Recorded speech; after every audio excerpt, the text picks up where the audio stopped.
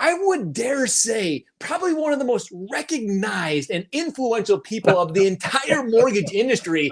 I'm hanging out with him this morning, ladies and gentlemen, and we're going to dive into the brain and we're going to pick on all the knowledge and expertise he has. You're not going to want to miss this. Ladies and gentlemen, are you ready? Are you ready? It is time to shred.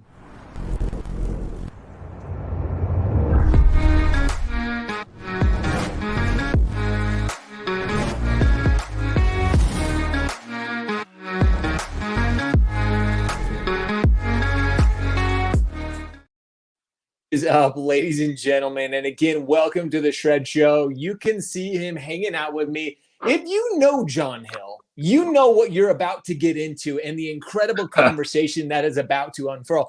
This is going to be one of those days and one of those times where you want to grab your cup of coffee, you want to grab your drink, you want to sit here and listen and tune in, because what Jon is about to share with you is literally going to make your 2024. It's going to make or break it. So you better sit down, buckle up, and let's have some fun. Jon, what is up, brother?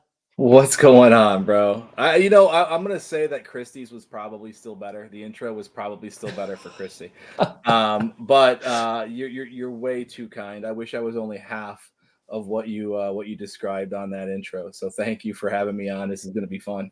Well, dude, I'm really excited because, and I really meant this, you have been such a mentor to me, to so many others. You and I are incredible friends. And I'm excited to get into this conversation because you really do. Every time I have a conversation with you, whether it's on a show or just having a great conversation, you're one of those people who is always focused on others, giving back, serving our industry. And what's crazy, before we get into this, little tidbit about Jon that you guys didn't know. Bet you didn't know he's a huge enthusiast of the holiday season. As a matter of fact, if you don't follow Jon on Instagram, you got to check out Jon. You have this amazing display of Christmas lights at your house, dude. What, before we get into what's that like, dude? Christmas lights? Jon, when I think of Jon Hill, I don't think of Christmas lights. That's too funny. Yeah, no, I am the resident Clark Griswold of our city. To the point where I get Christmas cards from the neighbors that, literally address me as Clark. So it's pretty funny. I started doing this many years ago, and for a while it was kind of selfishly like, I want to have this huge light display. People that know me around here know, Christmas is one of my favorite times, by far one of my favorite times of the year. And so over the years, as the display got bigger and got into the thousands of lights, it started to become more of what it's actually doing for the people that actually come over to the house and during the holiday. So now we're at about 52,000 lights, a boom lift, we've got arches, and we have all of that. But most importantly, as people are starting, as I'm putting them up, and it takes about 2 to 3 weeks to put them all up, people are stopping by and sharing like their family holiday traditions are at our house on Christmas Eve, taking pictures, in front of the trees, in front of the arches, and doing all of that neat stuff. And so it's really become much more about them and the community than it has about me. And it's been one of the most fun rides, and some of the coolest stories from just, people sharing what they do during Christmas, ending up at our house for God's sakes, and taking their family photos for Christmas. So it's been cool. Bro, this truly encapsulates who you are as a person. And again, anybody who knows you, anybody who's had a conversation with you knows that it's all about people. It's about serving the community. Like I said, Christmas lights in particular, it's not about you. It's not about the Christmas light. It's about the people, the conversations, the traditions that you are forming for these people. You shared some things about even Christmas tree sales and the stories that you hear. You're one of those people that, as you serve, as you give back, people gain this trust, this respect, and this confidence in you. And that's what you continue to do. And that's exactly what our conversation is going to be about today, because you and I were having a conversation and we were talking about 2024 and what's happened in 2023 and what's transpired and what it's going to take to win in 2024. And you've put together some, in my opinion, as we were just even discussing, as we were getting ready to hit the go live button, you shared some things with me that I can't tell you how important, how crucial the things that you shared with me are for everybody listening, everybody tuning in, everybody coming back and watching, whether you're watching live or whether you're on a replay. What we're about to discuss, I truly believe, can help everybody have just an awesome 2024. So, Jon, what is it going to take to win in 2024? Yeah, I mean, there's a few components for 2024 because we're obviously entering into a different market even than it was in 2023. We've shed a lot of loan officers, so the total addressable market is lower because of interest rates, because of inventory. But with less people, the opportunity is just as big as it was in 2019, or even bigger, because we're about to embark on a lower rate environment, and so we've got a lot of opportunity in 2024 to be excited about and be thankful for, because 2023, I mean, let's be honest, it sucked. It wasn't good for a lot of us. It caused a lot of pain. But those of us who stay, again, I mean, we were talking about this before, and I know Brian View is watching, so this is for you, buddy. Um, in the Michigan locker room, as you're walking out to the field, there's a big sign that say "Those who stay will be champions." Normally, doesn't happen at Michigan State, but at Michigan, those who stay will be champions. Those who stayed in this industry and have weathered this storm have a great opportunity to make a lot of impact in 2024. 2023, 2024. And so where does it start, right? I mean, number one, I think that, I mean, the passion that I have for the company that I work with Total Expert, the passion I have for my teammates and all of those types of things is amazing, right? Like, I love what I do. I love the people that I serve, my customers, my prospects, and the team that I'm with. But that's the why behind everything. You've got to figure out the how, because without the how, there's a very, very small probability of success. And we've done that very well. And it's very, very strategic in how we've done things over the last 5 years with the growth that we've had and what we're about to do in 2024 and beyond.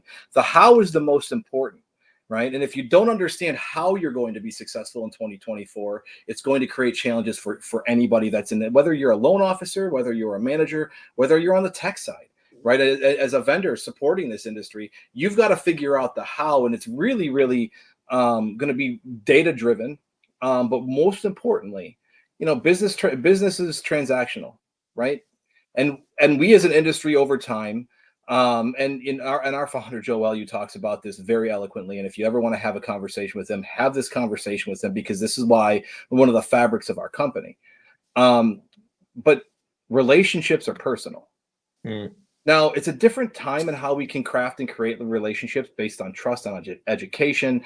But that's where we need to start to move to in a more strategic way. And one of the things is paying attention, right? All of us as loan officers in this industry, and I'm not a loan officer, so I may want to make sure that I'm clear. Many, many moons ago. But the loan officers in this industry have to understand what that pay attention means, and it's a couple different ways. It's twofold. Is number one, it's starting to pay attention to the technology that you have that your company is delivering to you. Company platforms like Total Expert, Mortgage Coach, your POS. Don't worry about the LOS, because LOSs aren't for you anyways. But it's the technology on the front end to create the opportunities, drive the opportunities, and convert on those opportunities that you have. So pay attention to those, because all of those have data. And data in 2024 is going to help us build more personal relationships. Making sure that your tech is dialed in and knowing how to use that tech to uncover the opportunities that you have through data, right? If your technology is connected in a way that data is going to surface those opportunities, you should know where to go, how to interact, and what that platform is doing for you to provide air cover to convert on those things. So pay attention. Also pay attention and ask questions for your realtor partners, because they've had a struggle in 2023. How can I help you be successful in 2024? Understand how that happens, because if you're communicating and driving deeper relationships with your borrowers and your past customers, you're going to be able to provide opportunities to your closest referral partners as well. So paying attention and asking the questions of your realtor partners on how you can help them, but even more importantly, asking more questions and paying attention to the borrowers and the prospects that you have in your pipeline. That is going to take you to another level in 2024, because the big companies are already doing it. They're leveraging data in a way that's going to drive those outcomes that they want. They John, want to take the borrowers. that literally what I wanted to point out. Everything you just said is so, oh my gosh, like you have my mind spinning in a billion different directions right now. But you said something right there at the end. Other companies are starting to look into this. You have to start as well. If you don't think like, no, nobody's doing this yet. It hasn't happened yet. Companies are. If you're not paying attention to that, if you don't recognize that already, you're already behind. And something else you mentioned, we talk about passion and excitement and enthusiasm, which I'm all about. I love getting to know your why. I love Simon Sinek, start with why. But the how, these couple of things you mentioned, they play into your how. Absolutely. Understand the simplicity of what you just said. This isn't rocket science what you and I are talking about, but this is what's truly going to make, this is how we win in 2024. The tools are at your fingertips right now, right? I think that there's, in some semblance, a sense of entitlement to a lot of the people in this industry, because especially for me, I mean, I started in this industry in 2020. So almost 23 years, more than 23 years now, which is crazy to think about. But since I've gotten in, there's always been a refi boom to save us. It's never, I mean, we've gone, the spread between low rates and high rates, a point here, a point there. It's never caused this amount of pain. But when you think about what's happening now, it's completely shifting, because once this next wave goes through, we're going to finally potentially be in a pretty normalized market where rates are, they find their median. We're going to have purchase. We're going to have a good mix of purchase and a mix of refi and cash out and opportunities, but it's not going to be a big swing for a while, I don't think. But what this last year has done is, I mean, high rates, we could be entering 2024 in a pretty good spot, depending on what happens in the next 24 hours, on a good refi bump to bring units back into to the industry and start to solve for some of the problems that 2023 created. Dude, there were some issues created in 2023, but as you mentioned, the opportunity that lies within 2024, in my opinion, you and I spoke about this going into this show.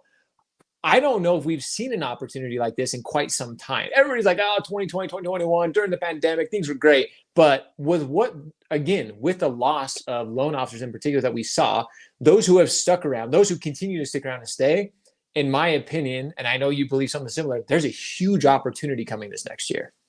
Yeah, I mean, it's trying to figure out how you tackle that opportunity. But the opportunity is, it's over $1 trillion in mortgages that are above six and a quarter. And if the Fed is right, or not the Fed, but Fannie Mae is right on their forecasting, which, I mean, you can put, all the weight in gold in any kind of forecast. There's so many different headwinds, whether it's globally or even just within our own borders, that can create some headwinds or some more opportunities even.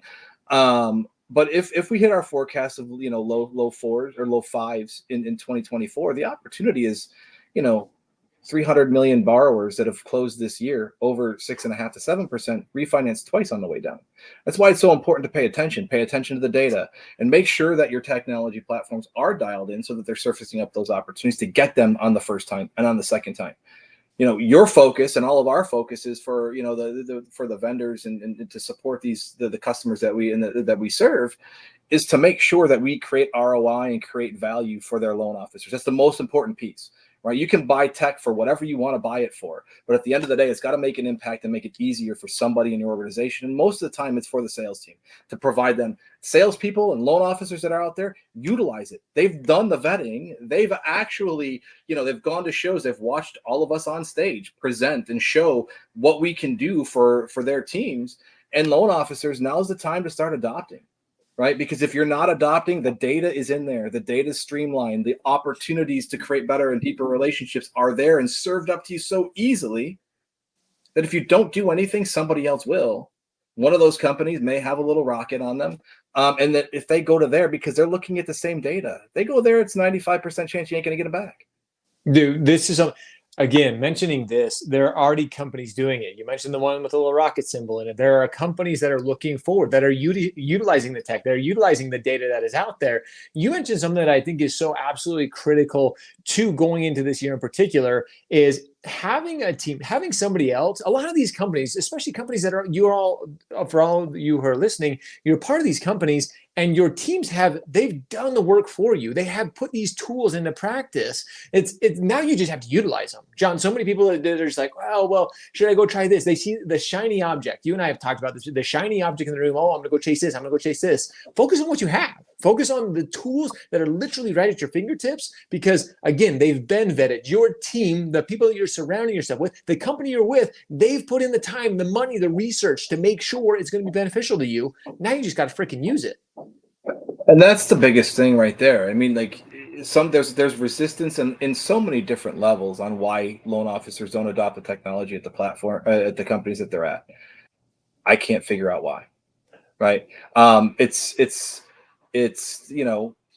resistance to change and do the same things that they've done because they've been successful for the last 15 years, 10 years. But the problem is that we're different now, right? This is different. And the new definition of insanity, and we said this before, and I got to thank Sue Woodard for giving this to me. I told her that I'd give her 5 times. I think I've only said this 3 on camera. So this is for Sue Woodard. But the new definition of insanity is not expecting the same results by expecting different results by doing the same thing, but is expecting the same result as you had in 2019, 2018, 2017 by doing those same things.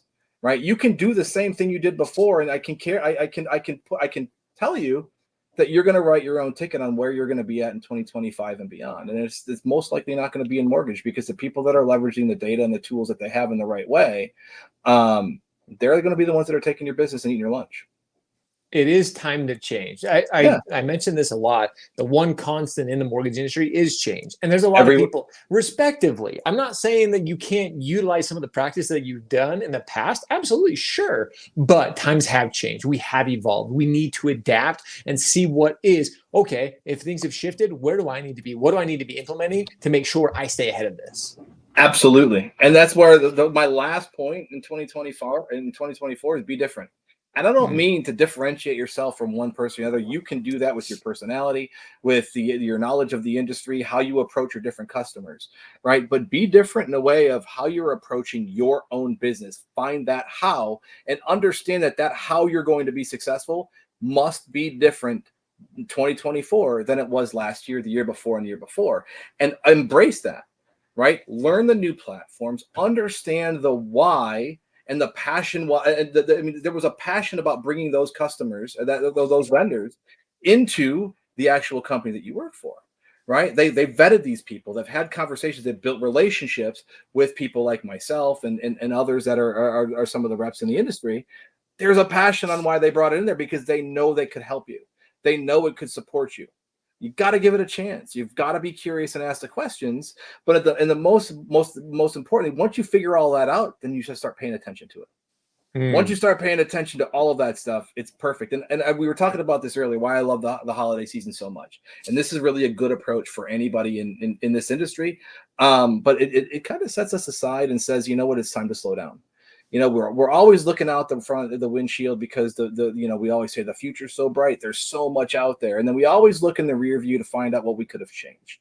But a lot of times, and the most of the time, nobody rolls down the windows, the passenger and driver seat windows, and takes a look around and sees what's right around us in that moment.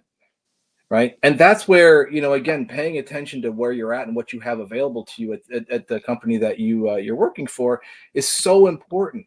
Right. Tech can always be better.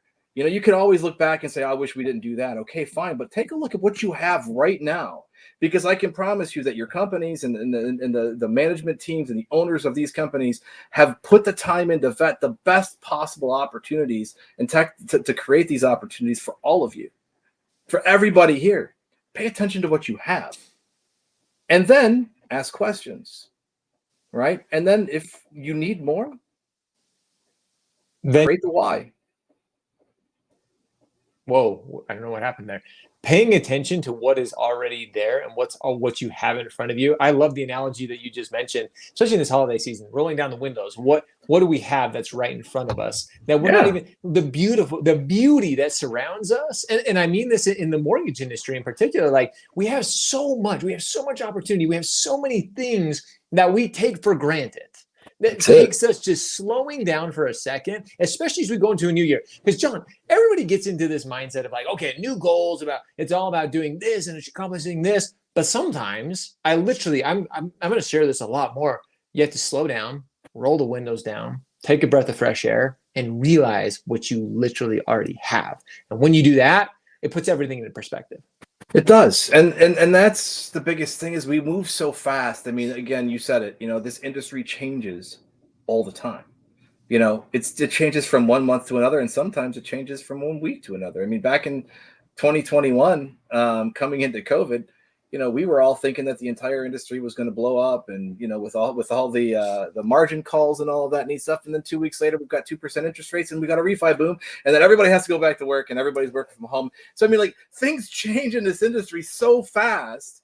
And you're always looking out the windshield, or you're always looking out the back, and it's just so important, especially for me, because things get frustrating, right? Whether it's the market, the companies, there's no company in the country that's perfect, right? We're always looking about, well, what's next, or I can't believe I made this decision, or I can't believe this happened.